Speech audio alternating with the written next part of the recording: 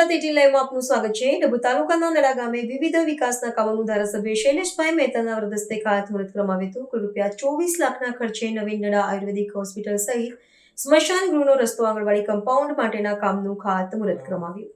ડભોઈ તાલુકાના નડા ગામે વિવિધ વિકાસના કામોનું ધારાસભ્ય શૈલેષભાઈ મહેતાના વરદસ્તે ખાતમુહૂર્ત કરવામાં આવ્યું।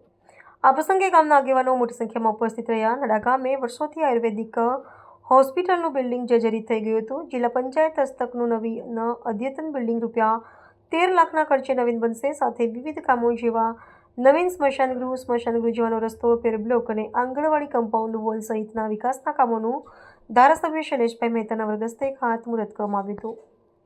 આ પ્રસંગે જિલ્લા પંચાયત ઉપપ્રમુખ વકીલ અશ્વિનભાઈ પટેલ, જિલ્લા પંચાયત આરોગ્ય સમિતિ ચેરમેન નરેન્દ્રભાઈ રોહિત સહિત નડા ગામના આગેવાન ભાવેશ પટેલ, મહામંત્રી પિન્ટુભાઈ પટેલ સહિત આરોગ્ય ખાતાના અધિકારીઓ તેમજ માર્ગ મકાન પંચાયત વિભાગના ડીઈ વિનય સોમાણી ઉપસ્થિત રહ્યા હતા।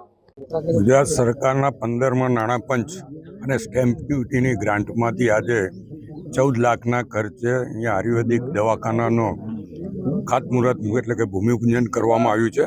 સાથે જ અહીંયાથી નડા ગામના સ્મશાન માટે નવીન સ્મશાન બનાવવા માટે 4 લાખ, 3 લાખ સ્મશાન ગૃહમાં પેવર બ્લોક બનાવવા માટે નાખવા માટે, સ્મશાનનો જવાનો રસ્તો છે એના 2 લાખ અને આંગણવાડીની કમ્પાઉન્ડ વોલ માટેના 2 લાખ કરીને 25 લાખ જેવી માતબર રકમનો આજે અહીંયા આગળ ખાતમુહૂર્તો કરવામાં આવ્યા છે।